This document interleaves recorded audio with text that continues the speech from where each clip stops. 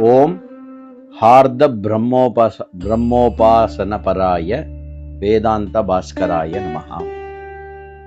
ஸ்வயம் பிரகாஷச்சின்மாத்ரஹ ஜராமரணவர்ஜிதஹ சிதாகாஷோ சதோபாஸ்யோ ஹ்யாத்மா வேதாந்த பாஸ்கரஹ. ஸ்வயம் பிரகாஷः சின்மாத்ரः ஜராமரணவர்ஜிதः ஆத்மா சித் ஆகாஷே சதா சாதகைः உபாஸ்யः. अद्य दिनाङ्कः मे मासे 20 दिनः. अद्य दिनस्य विषयः हृदये अन्तरात्मा. தைத்திரியோபனிஷத் 1:6 இடம்பெறக்கூடிய இந்த மந்திரமானது ஹிருதய ஆகாசமே ஆத்மாவினுடைய ஸ்தானமாக இருப்பதை ஒரு சாதகனானவன் உபாசனை செய்வதற்காக கொடுக்கப்படுகின்ற மந்திரம்.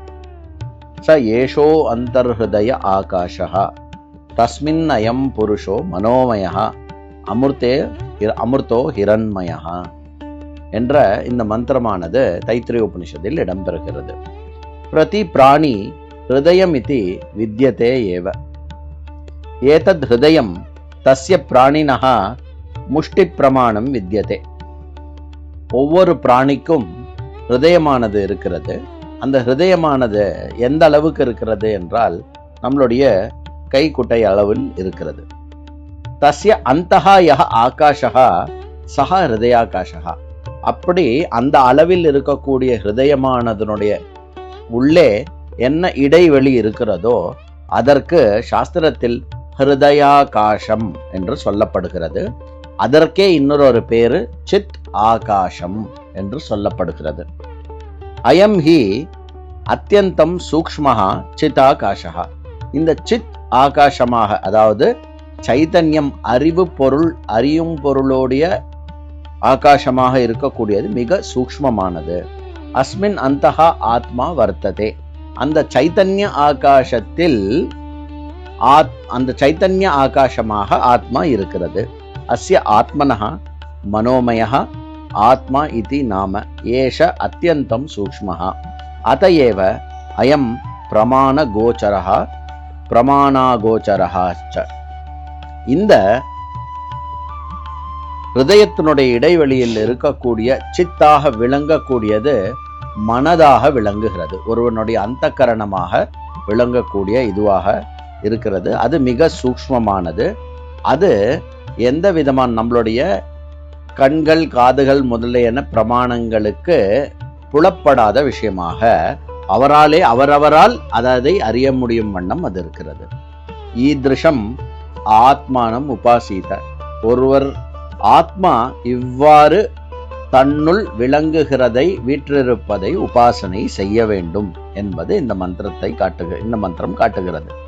அயமாத்மா அமிர்தஹ இதி ஹிரண்மயஹ இதி ச சாதகஹ உபாசித. இந்த ஆத்மா அமிர்தம், மரணமற்றது. அது எல்லாவற்றையும் ஒளி கொடுக்கக்கூடிய ஒளி பொருந்தியதானது என்று ஒருவன் உபாசிக்க வேண்டும். அயமாத்மா அமிர்தோ நாம மரணரஹிதஹ ஹிரண்மயஹ இதி ஹிரண்யவத் நித்யசுத்த சைதன்ய ஸ்வரூபஹ இத்யர்த்தஹ. மரணமற்றது, ஒளி பொருந்தியது என்று வார்த்தைகள் சொல்லுவதன் மூலமாக ஆத்மா எப்பொழுதும் இருப்பது, ஆத்மா சுத்தமானது, அதாவது அதை மாசுபடுத்துவதற்கு இரண்டாவது பொருள் அல்லாதது. அது சைத்தன்யம், அறிவு ஸ்வரூபமாக இருக்கிறது. அதுவும் விளங்கி மற்றவற்றையும் விளங்க வைக்கக்கூடியதாக இருக்கிறது என்று பொருள். ஸ்வஸ்மின்னேவ வித்யமானம் ஆத்மானம் ஏகாகிரதையா உபாசித.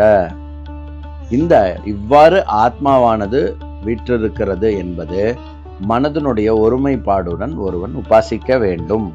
இமம் மனோமயமாத்மானமேவ பரபிரம்மத்வேன உபாசதே சேத் தாத்ருஷः உபாசகः மரணாந்தரம் பிரம்மலோகம் கச்சந்தி.